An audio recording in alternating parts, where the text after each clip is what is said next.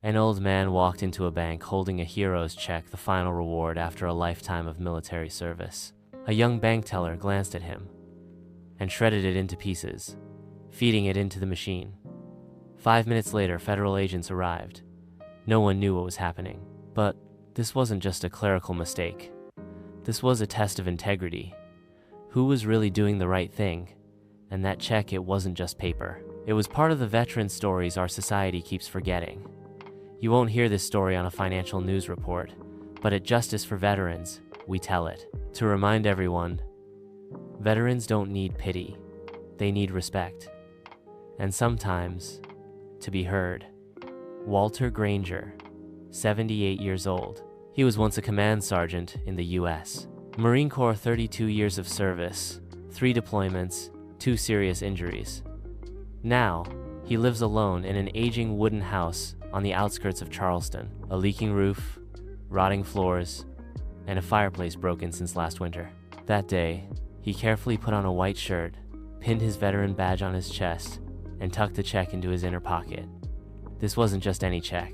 It was a retroactive disability compensation, nearly 40-something he'd spent a decade pursuing through endless paperwork. He wasn't going to use it to celebrate. He just wanted to fix the roof and buy a plane ticket to finally meet his grandson, whom he'd never seen. That was everything. Consolidated Trust Bank, downtown branch. Walter had been coming here for nearly 50 years. Tellers changed. Managers came and went. But he remained the same, punctual, courteous, never a problem. That day, he pushed the door open, nodded politely to the receptionist. At desk 4 sat a young woman, blonde hair neatly tied, name tag reading, Brittany Cole. He smiled and placed the check on the counter. "I'd like to deposit this into my account, please." Brittany glanced at it, and within seconds her eyes shifted from surprise to suspicion. She picked up the check, squinted, and said the sentence that started it all. "This is a large amount. Are you sure this is real, sir?" Walter pulled out his ID, veteran card, and an official letter from the U.S. Treasury. He gently laid each item on the counter, but Brittany didn't touch a thing. She held the check up to the light, frowned, then shook her head. "I've never seen this kind of paper before, and the ink doesn't look like our usual checks," Walter calmly responded. "It's a Treasury check. The verification code is printed on the top corner." Brittany didn't check the code. She didn't call a manager either. She just said, "I have to follow procedure. This check is too unusual." Walter nodded. "Then please follow the procedure, young lady." But Brittany didn't open a manual. She opened a drawer and took out something else. Inside the drawer was not a procedure manual. It was a paper shredder remote. Brittany held the check, glanced quickly at Walter, as if she was the system itself. "I'm sorry, but I can't accept this." Walter remained calm, hand resting lightly on the desk. "Have you verified it? Called the manager? Contacted Treasury? Do you take responsibility for this?" Brittany frowned. "I don't need anyone's approval to reject a suspicious check. I'm following protocol." She pressed the button. The shredder hummed to life. Tiny strips of paper began to fall. The check, the one he'd waited 10 years for, was gone in less than 5 seconds. "Nah." Walter stood still. No words, no sigh, just watching the paper strips fall like late June snow. A man behind him shifted slightly, as if to speak, then didn't. Brittany pushed the shredder aside, gathered her papers, and said flatly, "I'm sorry, sir. You can file a complaint at the main branch if you wish." Walter gave a slight nod. No outrage, no arguments. He picked up the old military cap he'd placed on the desk, its silver lining faded with time. Then, he quietly turned around. No one at the bank knew he was taking out his phone, and the number he was about to dial would change everything. Odd. Walter's phone was a flip phone, old, with hard buttons and a dim screen. He dialed each digit slowly, precisely like assembling a rifle in his active days. The phone rang. A deep voice answered. "Ellison here." Walter didn't introduce himself. No small talk. "Marcus, there's a situation.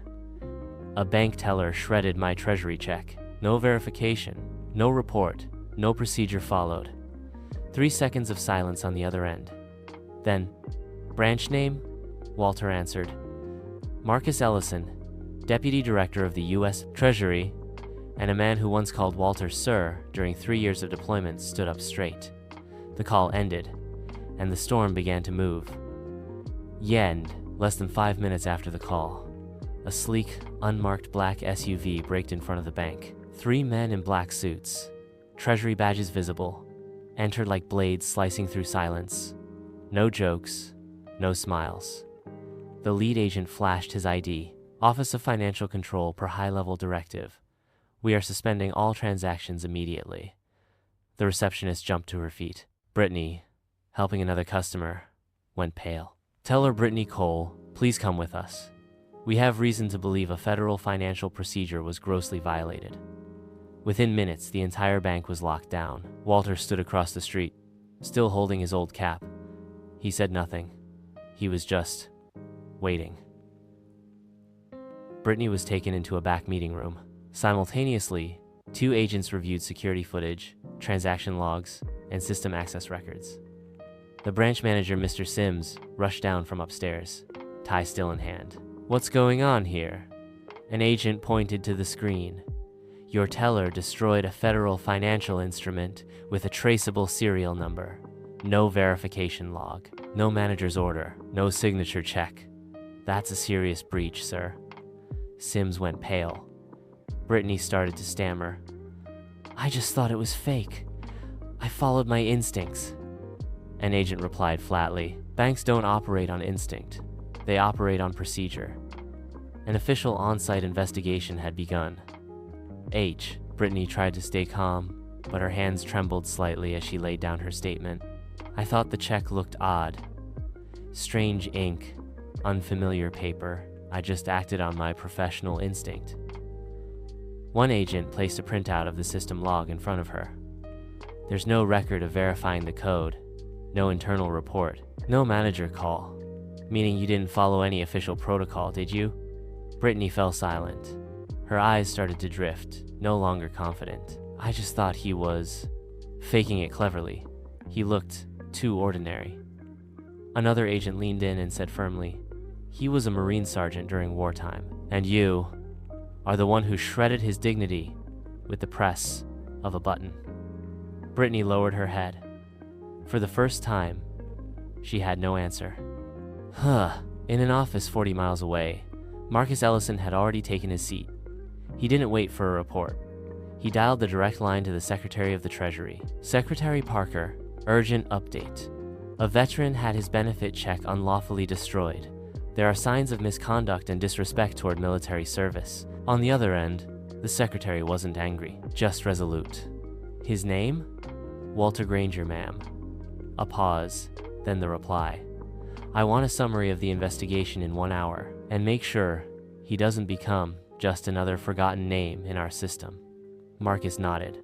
The soldier he once served under was now being defended by his former subordinate. Less than 3 hours after the incident, the federal finance system recorded an emergency transaction. Walter Granger's account received a direct deposit, $39,740, replacing the shredded check. An email from the Treasury Department was sent to him simultaneously. It simply read, "We apologize for the incident.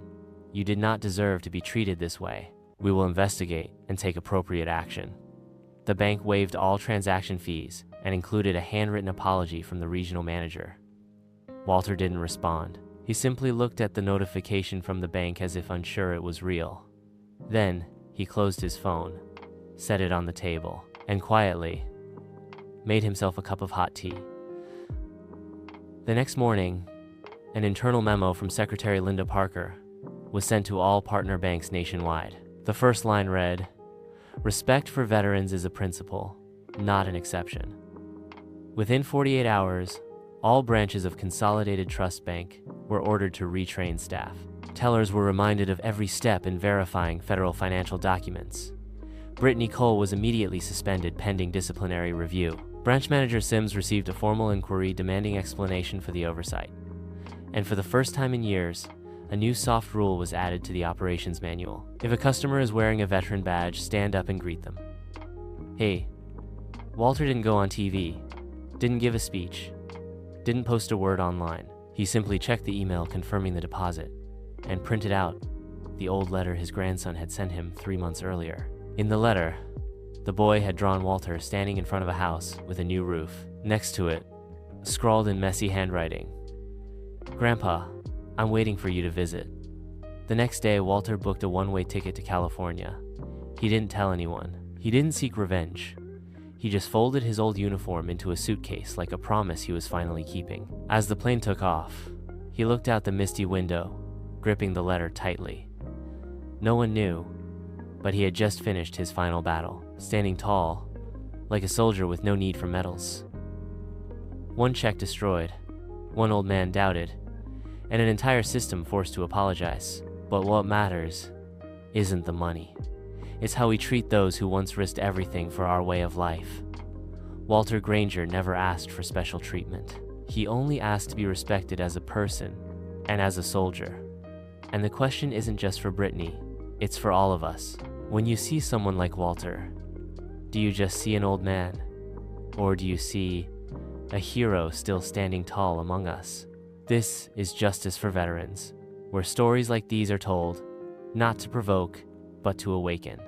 If you believe honor and gratitude still matter, leave a respect and share this, so Walter won't just be one man, but a symbol.